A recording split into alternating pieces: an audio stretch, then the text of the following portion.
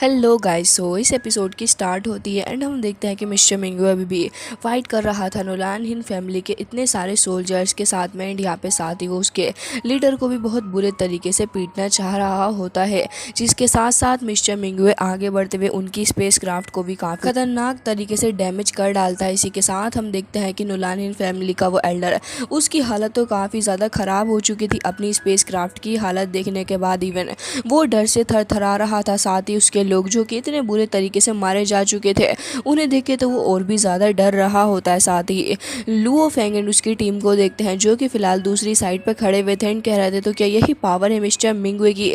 तभी हम देखते हैं कि मिस्टर मिंगवे अभी भी नहीं रुकता, बल्कि उनकी बची कुची उसी स्पेस क्राफ्ट पर जाके खड़ा हो जाता है। तभी यहाँ पे फिलहाल तो वो लीडर कह रहा था कि आखिर मिस्टर मिंगवे तुम हमारे साथ में ऐसा करने की कोशिश क्यों कर रहे हो, हमने तुम्हारा क्या ही बिगाड़ा है।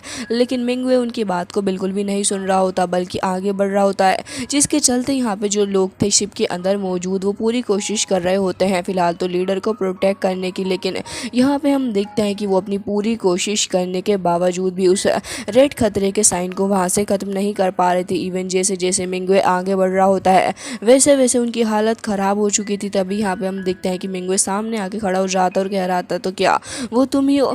हालांकि इसी के साथ वो काफ़ी ज़्यादा डर गया होता है, कह रहा था कि मिस्टर मिंगवे ये बस एक मिसअंडरस्टैंडिंग है, आप मेरी बात क्यों नहीं समझ रहे। लेकिन हम देखते हैं कि मिंगवे तो उसकी बात कुछ ज़्यादा ही अच्छे से समझ जाता है, मतलब कि वो उसको पकड़ लेता है। हालांकि इसी के साथ वो उनकी शिप को भी बंद कर देता है, जिसके चलते यहाँ पे ये लोग अब कुछ भी नहीं कर पाते। जिसके साथ ही हमें देखने को मिलता है कि यहाँ पे फाइनली वो लीडरशिप से बाहर आ चुका था एंड मिस्टर मिंगवे उसे पकड़ के ज़मीन के अंदर धंसा देता है।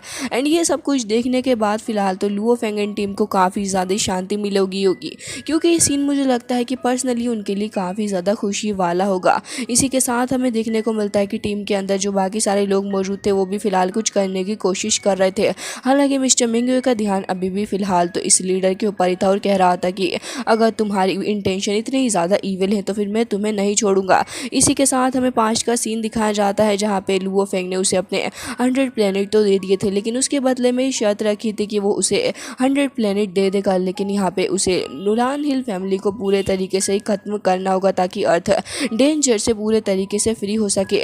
जिसके साथ ही हम प्रेजेंट में देखते हैं जहाँ पे उसकी हालत इतनी ज़्यादा ख़राब हो चुकी थी वो ढंग से ब्रेथ भी नहीं ले पा रहा होता, लेकिन यहाँ पे वो उसे मारने वाला था।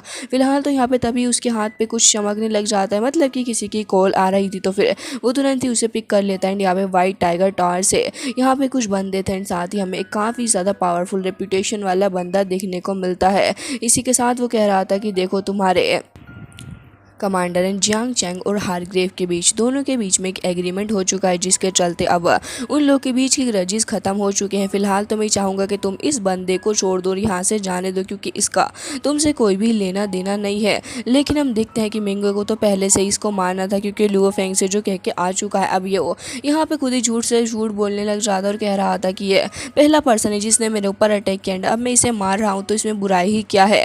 एंड इसने मेरे ऊपर हार्म करने की भी कोशिश की थी। हालांकि इसी के साथ लुओ फेंगन टीम भी काफ़ी अजीब से मूड में आ चुके थे, क्योंकि उनको भी नहीं पता था कि आखिर फिलहाल ये चल क्या रहा है यहाँ पे, क्योंकि उन्होंने एक्सपेक्ट नहीं किया था कि ऐसा सब कुछ भी हो सकता है। जिसके साथ ये जो सिचुएशन थी वो काफ़ी ज़्यादा क्रिटिकल नज़र आ रही होती है। साथ ही यहाँ पे अब तो मिंगवे के हाथ में उसका गला मौजूद था। फिलहाल तो यहाँ पे वो बंदा उसे कह देता है कि तुमसे जितना कहा गया मिंगवे तुम्हें इतना ही करना होगा। उम्मीद करता हूँ कि अगर तुम आगे ऐसा कुछ भी नहीं करोगे। जिसके चलते अब मिस्टर मिंगवे काफ़ी मजबूर हो चुका था, क्योंकि अगर वो किसी भी तरीके से इस बंदे को हर्ट करेगा तो फिर जियांग चैंग और हारग्रेव के बीच का ये जो कॉन्ट्रैक्ट बना था वो भी खत्म हो जाएगा। जिसके चलते लोगों में एक बार फिर से खतरनाक वाली वॉर स्टार्ट हो सकती है। मिंगवे अब खतरनाक वाली सिचुएशन में फंस चुका है, जिसके चलते अब हम देखते हैं कि ना चाहते हुए भी वो यहाँ पे छोड़ ही देता है उस लीडर को। अब यहाँ पे हम देखते हैं कि उसकी हालत काफ़ी ज़्यादा ख़राब हो चुकी थी, लेकिन अभी भी फिलहाल मिंगवे उसे थ्रेटन कर रहा था एंड कह रहा होता है कि आगे से लुओ फेंग एंड उसकी टीम के अलावा तुमने कुछ भी करने की कोशिश की तो याद रखना कि मैं तुम्हारी डेथ का रीज़न बनने वाला हूँ। इसी के साथ वो यहाँ से ये कहते हुए चला जाता है कि उम्मीद है कि आगे से तुम ऐसा कुछ भी नहीं करोगे। लेकिन यहाँ पे नुलान हिल फैमिली के इंटेंशन से तो हम सभी वाकिफ़ है कि ये लोग कितने ज़्यादा गिरे हुए हैं। इसी के साथ वो वहाँ पे उठ जाता और कह रहा था कि मिस्टर मिंगवे तुम फिलहाल तो इस डिसीज़न को अब बिल्कुल भी चेंज नहीं कर पाओगे, क्योंकि जियांग चैन का डिसीज़न है ये एंड तुम इसे कभी भी नहीं बदल सकते, समझे तुम। अब ये सुनते ही यहाँ पर हम देखते हैं कि काफ़ी खतरनाक वाला वाला प्रेशर मिंगवे रिलीज करता है इन सभी का अगेंस्ट, जिसके चलते वो बंदा काफ़ी बुरे तरीके से जाके हिट कर गया था अपने शिप के अंदर और उसकी हालत और भी ज़्यादा ख़राब हो चुकी थी। मुंह से ब्लड आ रहा होता है, इंटरनली भी इंजर्ड हो गया था, लेकिन अब कर भी क्या सकता है। जिसके साथ ही हमें देखने को मिलता है कि इन लोगों की शिप का भी अच्छा खासा लॉस मिस्टर मिंगवे ने कर दिया है। मतलब यहाँ पे ये साफ नज़र आ रहा है कि फ़िलहाल तो इस लीडर के सामने मिस्टर मिंगवे कितना ही ज़्यादा स्ट्रॉन्ग है। काफ़ी शानदार तरीके से वो एक बार फिर से आ जाता है शिप के अंदर, लेकिन इस बार वो थोड़ा एम्बेरस भी नज़र आ रहा था। फिलहाल तो हम देखते हैं कि वो रोबोट उसे ग्रीट करता है, लेकिन मिंगवे उसे इग्नोर करता हुआ चला जाता है। बबाता उसके सर पे एक चांटा मारते हुए उसे वहाँ से हटाते हुए लेके चली गई थी। लुओ फेंग भी सामने आ जाता और फिर सामने आने के बाद कह रहा था कि मुझे माफ़ कर दो, लेकिन फ़िलहाल तो ये जो रिलेशनशिप बना हुआ इन दोनों ही लोगों के बीच में मैं उसे ब्रेक नहीं कर सकता, जिसके चलते मैं उस लीडर को नहीं मार पाया। इसी के साथ Luo Feng being a nice person वो समझ रहा है कि यहाँ पे फ़िलहाल तो मिंगवे की गलती नहीं है, क्योंकि वो अपना बेस्ट ही दे रहा था एंड ऑलमोस्ट मारने ही वाला था उसको। जिसके साथ अब हम देखते हैं कि यहाँ पे मिंगवे पूछने लग गया था कि आखिर नोलानसन हिल फैमिली कब तक अर्थ के पास पहुँच जाएगी एंड ये लोग आखिर क्या करने की कोशिश कर रहे हैं। तो फिर आगे बढ़ते हैं ये लोग एंड यहाँ पे स्क्रीन पे लुओ फेंग बताता है कि 2 साल के अंदर ये लोग अर्थ के ऊपर पहुंच जाएंगे और फिर काफ़ी ज़्यादा डिस्ट्रक्शन मचाने के चांसेस इनके मौजूद हैं। जिसके साथ ही मिंगवे कह रहा था कि मुझे पता है कि तुमने मुझे काफ़ी कुछ दिया है, साथ ही वो पासकोड भी तुमने मुझे दिया, जिसके चलते अब मैं तुम्हें ये शेल्टर गन देना चाहूँगा ताकि तुम इसका इस्तेमाल कर सको एंड ये काफ़ी ज़्यादा पावरफुल है एंड उम्मीद करता हूँ कि जब वो लोग तुम्हारे ऊपर अटैक करेंगे तो तुम उस वक्त इसका इस्तेमाल कर सकते हो। ली शेन भी इसको देख के काफ़ी खुश होते हैं एंड ये वाकई में एक काफ़ी ज़्यादा पावरफुल वेपन नज़र आ रही थी लुओ फेंग एंड फ्यूचर के लिए।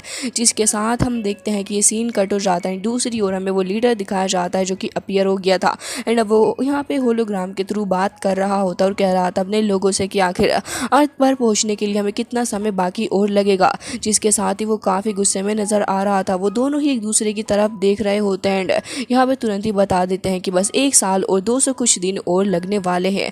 ये सुनते ही वो तुरंत ही पलट जाता और कह रहा था कि इस अर्थ को मैं चाहता हूँ कि नो मैंस लैंड के अंदर कन्वर्ट कर दूँ, क्योंकि इस अर्थ के लोगों ने मेरा काफ़ी जीना हराम किया, साथ ही मुझे काफ़ी ज़्यादा इंसल्टेड फील करवाया। और इसी के साथ आगे बढ़ते हुए वो ये भी कह रहे होते हैं कि तुम्हें जल्द से जल्द लुओ फेंग की फैमिली के ऊपर भी स्पेशल ट्रीटमेंट देना होगा। यहाँ पे उन्होंने काफ़ी अच्छी चाल खेली होती है।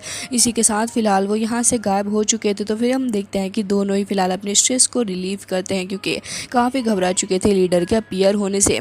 तभी हमें देखने को मिलता है कि इनकी स्पेस क्राफ्ट भी अभी काफ़ी तेज़ी के साथ आगे बढ़ रही थी यूनिवर्स के थ्रू होती हुई। जिसके साथ ही अब हमें दूसरी साइड का सीन दिखाया जाता है जहाँ पे लुओ फेंग एंड टीम भी आगे बढ़ रहे थे एंड वो भी फिलहाल काफ़ी स्ट्रेस में होते हैं आज की सारी सिचुएशन को देखने के बाद। एंड यहाँ पे होंग कह रहे थे कि मुझे बिलीव नहीं हो रहा है कि इतना करीब आके भी हम उसे नहीं मार पाए। इसका मतलब तो बस ये है कि यूनिवर्स के पावरफुल लोगों के ऊपर भी हम लोग रिलाई नहीं कर सकते। अपने अर्थ को प्रोटेक्ट करने के लिए खुद इसको स्ट्रॉन्ग बनाना ही इकलौता तरीका हमारे पास मौजूद है। जिसके साथ यहाँ पे वो काफ़ी परेशान नज़र आ रहे थे। तो फिर लुओ फेंग कहता है कि ब्रदर आप परेशान ना हो, हमारे पास में 48 ट्रीजर हैं जो कि हमारी मदद करने वाले हैं। इसी के साथ उन्हें याद आता है कि उन्होंने यूनिवर्स गैलेक्सी बैंक के अंदर से भी काफ़ी सारे ट्रीजर्स लिए हैं, जिसके चलते यहाँ पे लुओ फेंग कह रहा होता है कि हमें परेशान होने की ज़रूरत नहीं है, बस जल्द से जल्द इन्हें ऑब्टेन करना है एंड इसी के साथ हमें इनका इस्तेमाल करना भी सीखना है। हालांकि इसी के साथ यहाँ पे वो ये भी कह रहा होता है कि उस 9th क्वीन के पास में वो इनहेरिटेंस क्रिस्टल बॉल तो आ ही गई है। मुझे थोड़ा डर भी लग रहा है इन सब चीज़ों के लिए कि आखिर अब आगे क्या होगा, क्योंकि वो आइटम जो है वो हाईली कॉन्फिडेंशियल एंड उसके बारे में कुछ भी नहीं पता है हम लोगों को। जिसके साथ ही अब हमें फाइनली दिखाया जाता है 9th क्वीन और इसके ग्रैंडपा को, जो कि पासवर्ड लेके आ चुके थे। अब उन्हें उस क्रिस्टल बॉल को उस पासवर्ड के थ्रू ओपन करना था। फिलहाल तो वो तीनों ही पासवर्ड दे देते हैं एक रोबोट को एंड वो उन्हें देख रही होती है, जिसके अंदर कुछ अजीब सा कोड वगैरह लिखा हुआ था। फिलहाल तो तीनों ही पासवर्ड एक्टिवेट हो चुके थे। तीनों ही मिलकर एक नए टाइप का कुछ कोड बनाते हैं। अब हम देखते हैं कि वो कोड धीरे धीरे करके पूरे तरीके से एक्टिवेट होने लग गया था, जिसके चलते चारों ही तरफ कुछ अजीब सा एक चीज़ फॉर्म होती है। उसके फॉर्म होने के साथ साथ अब फाइनली जाके एक बॉक्स उन्हें देखने को मिलता है, जो कि वो था एक क्रिस्टल बॉल, जिसे देखने के बाद हार्ग्रेव काफ़ी ज़्यादा खुश हो रहे थे एंड कह रहे थे कि अब इसके थ्रू थ्रोन पाना हमारे लिए बहुत ही ज़्यादा ईजी हो जाएगा। तुम्हारा इस बारे में क्या कहना है? अब तो 9th क्वीन भी एक बच्चों की तरह एक्साइटेड हो चुकी थी उसके अंदर, क्योंकि उन्हें एक क्रिस्टल बॉल जो मिलने वाली थी, जिसके लिए उन्होंने इतना बड़ा तमाशा जो क्रिएट किया है और इतने सारे लोगों की जान भी ली, जिसके साथ ही अब हमें देखने को मिलता है कि यहाँ पे शिप अभी भी आगे बढ़ रही थी एंड हमें दिखाया जाता है कि वो पासवर्ड कुछ अजीब सा ही था। दूसरी ओर हमें देखने को मिलता है कि यहाँ पे जब लीशन अपने पास में रखे हुए क्रीजर को देखता है तो वहाँ पे वही स्पिरिचुअल मास्टर अपीयर हो गया था, जो कि काफ़ी पागलों की तरह वहाँ पे अजीब सा डांस भी कर रहा होता है एंड कह रहा था कि कौन है मेरा मास्टर जिसने सीक्रेट थंडर पल्स को ऑब्टेन किया है, मैं उससे मिलना चाहूँगा, मुझे काफ़ी खुशी होगी उससे मिलने के बाद। जिसके साथ ही हम देखते हैं कि तुरंत ही वो सबसे पूछने लग गया था। तो फिर यहाँ पे वो फाइनली जाके उस रोबोट से ही पूछता है, तो वो वहाँ पे अपनी फिंगर कर देता है लीशन की तरफ को। लीशन थोड़े घबरा चुके थे कि आखिर स्पिरिचुअल मास्टर क्या कर रहा है। वो तो तालियां बजाने लग जाता है एंड कह रहा था कि आज से तुम मेरे स्पिरिचुअल मास्टर हो, तुम लॉर्ड ऑफ काबू के सक्सेसर बन चुके हो। ये कहने के बाद वो और भी ज़्यादा चिल्ला के हंसने लग जाता है एंड लीशन कह रहे थे, तो क्या मैं सच में खैर बन चुका हूँ। ये कहने के बाद वो कह रहे थे कि बिल्कुल तुमने सीक्रेट पावर को ऑब्टेन किया है, यानी कि मुझे तुमने इनहेरिटेंस कर लिया। तो भला मुझे बताओ कि आखिर ऐसी कौन सी चीज़ है जो कि तुम्हें रोक पाएगी। एंड इसी के साथ वो लॉर्ड ऑफ काबू के काफ़ी सारी सीक्रेट स्ट्रेटजी एंड चीज़ों के बारे में उसे बताने लग गए थे और कह रहे होते हैं कि ये सारी की सारी नॉलेज अब तुम्हारी, चलो मेरे साथ मेरे नेक्स्ट सक्सेसर। हाथ पकड़ के लेके जा रहे होते हैं तो पीछे से बबाता पकड़ लेती है एंड काफ़ी ज़्यादा ज़ोरों से दोनों एक दूसरे की तरफ को खींचने लग गए थे। एंड यहाँ पे लीशन बेचारे चिल्ला रहे होते हैं और अपने दोनों ही ब्रदर से कह रहे थे कि क्या देख रहे हैं आप लोग खड़े हुए, प्लीज़ आके मेरी मदद करिए। एंड यहाँ पे हम देखते हैं कि वो रोबोट भी हंसने लग गया था। इसी के साथ बबाता कह रही थी कि बस भी ये हमारी यू शोमिंग के द्वारा चुना गया डायरेक्ट डिसाइबल है, तुम इसे नहीं लेके जा सकते, समझे तुम, तुम्हारा कोई भी अधिकार नहीं है। ये कहते साथ ही यहाँ पे स्पिरिचुअल मास्टर पलट जाता है एंड कहता तुम्हारी हिम्मत भी कैसे हुई मुझे रोकने की। बबाता गुस्से से कहती है कि मेरा नाम बबाता है, समझे तुम, और मैं एक डेविल हूँ, मैं कुछ भी कर सकती हूँ। हालांकि इसी के साथ वो स्पिरिचुअल मास्टर कुछ बबाता के बारे में समझ जाता है एंड कह रहे थे कि बबाता तुम्हारा नाम बबाता है, मतलब कि तुम एक इंटेलिजेंस, एंड मुझे लगता है कि तुम्हारा जो मॉडल है वो मुझसे थोड़ा सा ही नया है। लेकिन इसी के साथ वो अपने पास में मौजूद नॉलेज को सबको ही बाहर निकाल देते हैं, जिस नॉलेज को देखने के बाद बबाता काफ़ी ज़्यादा एक्साइटेड हो गई थी, उनके पास में मौजूद सारी ही नॉलेज को देखने लग गई थी। हालांकि इसी के साथ स्पिरिचुअल मास्टर कह रहे होते हैं तो क्या मैं इसको लेके जा सकता हूँ। तो बबाता कह रही थी कि बिल्कुल भी नहीं, तुम इसे कभी भी यहाँ से नहीं लेके जा सकते हो, समझे। एंड इसी के साथ बबाता धमकी भी दे रही थी। हालांकि इसी के साथ स्पिरिचुअल मास्टर कह रहे होते हैं कि ठीक है, नहीं लेके जा रहा। लुओ फेंग पूछ रहा होता है कि आखिर वो स्पिरिचुअल बॉल, वो क्रिस्टल बॉल कितना ज़्यादा पावरफुल है। तो यहाँ पे स्पिरिचुअल मास्टर उसे बताने लग गए थे कि वो वर्ल्ड को थ्रेटन करने के काम में भी आ सकता है। दूसरी ओर नाइन्थ क्वीन को देखने को मिल वो क्रिस्टल बॉल, जिसे देख के वो काफ़ी ज़्यादा खुश होती है। फिलहाल तो स्पिरिचुअल मास्टर काफ़ी सारी चीज़ों के बारे में बताने लग गए थे एंड कह रहे होते हैं कि उसके अंदर काफ़ी कुछ मौजूद है जो कि इनहेरिटेंस करने के बाद हो सकता है कि वो लोग उसका गलत इस्तेमाल करें। लेकिन हमें देखने को मिलता है कि यहाँ पे तभी जैसे ही लोग वो उस बॉल को टच करते हैं तो उसके अंदर से स्पिरिचुअल मास्टर अपीयर हो गया था, मतलब कि बॉल के अंदर स्पिरिचुअल मास्टर। अब यहाँ पे सब कुछ देखने के बाद वो लोग समझ ही नहीं पाते कि आखिर हुआ क्या था। स्पिरिचुअल मास्टर तुरंत ही कहता है कि कांग्रेचुलेशन, इस बॉल के अंदर तो मैं मौजूद था, मतलब कि आपने मुझे इनहेरिटेंस किया है। ये सब कुछ देखने के बाद वो लोगों का खून बहुत ही ज़्यादा बुरे तरीके से खोल रहा होता है। स्पिरिचुअल मास्टर ज़ोर ज़ोर से हंसने लग गया था एंड कह रहा होता है कि कैसा लगा मेरा मजाक। इसी के साथ वो अपने हाथ में एक टोकन भी दे देता है जो कि नीचे गिर गया था। तो फिर क्वीन उसको उठा के देखने लग गई थी, लेकिन अफसोस वो बस एक टोकन ही था, इससे ज़्यादा कुछ भी नहीं। ये सब कुछ देखने के बाद वो और उसके ग्रैंडपा काफ़ी गुस्से में थे एंड समझ नहीं पा रहे होते कि आखिर उनके साथ जो सब कुछ हुआ है इसके चलते वो क्या करें। वो बहुत ही ज़्यादा हेल्पलेस फील कर रहे थे। लेकिन स्पिरिचुअल मास्टर हंस के वहाँ से गायब हो जाता है। इवन काफ़ी सारे पटाखे भी वो फोड़ के वहाँ पे जाता है। कुछ देर के बाद उन्हें फाइनली समझ में आ जाता है कि ये जो क्रिस्टल बॉल थी वो बस पूरी तरीके से एक ट्रिक थी, मतलब कि इतना सब कुछ करने के बाद इस क्रिस्टल बॉल को हासिल करने के बावजूद भी उन्हें कुछ हासिल नहीं हुआ। ये स्पिरिचुअल मास्टर जो कि उस बॉल के अंदर से निकल के आई, ये सब कुछ एक खेल था। ये सुनने के बाद वो कह रही थी ग्रैंडपा मुझे इस बंदे से रिवेंज लेना है। एंड वो भी कह रहे होते हैं कि बस ये चीज़ें और भी ज़्यादा कॉन्फिडेंशियल अब नहीं रहेंगी, मुझे देखना है कि आखिर स्पिरिचुअल मास्टर क्या कर सकता है, इसने मेरा सारा मूड ख़राब कर दिया।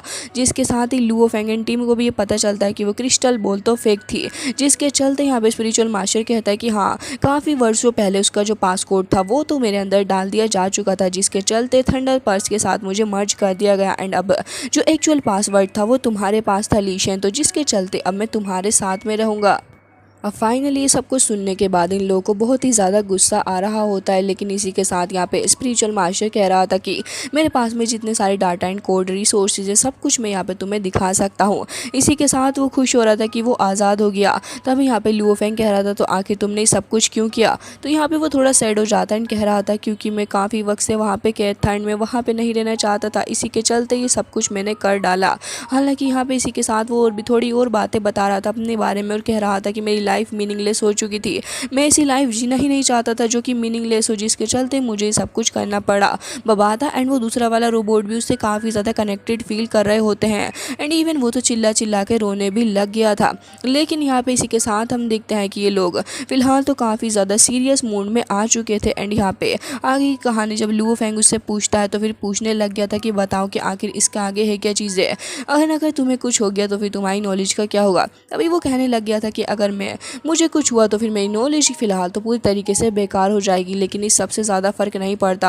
हालांकि इसी के साथ यहाँ पे इन सबको ही समझ में आ चुका था पूरी की पूरी क्रिस्टल वाली बात बिल्कुल ही झूठी थी एंड अब तक उन सबको भी पागल बनाया गया, जिसके चलते यहाँ पे लुओ फेंग एंड टीम बहुत ही ज़्यादा गुस्सा हो चुके थे एंड कह रहे थे कि आखिर क्यों किया तुमने ये सब कुछ। तभी वो कह रहा था ताकि मैं वहाँ से निकल सकूँ, सिर्फ इसलिए। लुओ फेंग से तो ये बात बिल्कुल भी बर्दाश्त नहीं हो रही थी कि आखिर स्पिरिचुअल मास्टर क्या करा है। ली शेन कह रहे थे कि तुम्हारी हिम्मत भी कैसे हुई ऐसा सब कुछ करने की एंड यहाँ पे लुओ फेंग भी कह रहा था कि तुम्हारी इस घटिया हरकत की वजह से कितने लोगों की जान गई है, तुम्हें पता भी है क्रिस्टल बॉल फेक था, तुमने स्कैम किया है सारे लोगों के साथ में, तुम्हें क्या बिल्कुल भी शर्म नहीं आती। तभी वो कहता है कि हाँ तुमने बिल्कुल सही कहा, लेकिन मैं तुम्हें एक बात बता दूं कि क्रिस्टल बॉल के अंदर की इनहेरिटेंस वाली बात एकदम ही फेक थी, लेकिन इसका मतलब ये नहीं है ना कि क्रिस्टल बॉल ही फेक है, क्योंकि रियल क्रिस्टल बॉल तो मैं ही हूँ। अब ये सुनने के बाद वो लोग और भी ज़्यादा शौक हो जाते हैं कि ये स्पिरिचुअल मास्टर ही रियल स्पिरिचुअल बॉल है। हालांकि गाइस इसी के साथ ये एपिसोड हो जाता है एंड आई रियली होप कि आपको पसंद आया होगा। मिलते हैं नेक्स्ट वीडियो में, तब तक के लिए bye bye, take care of yourself.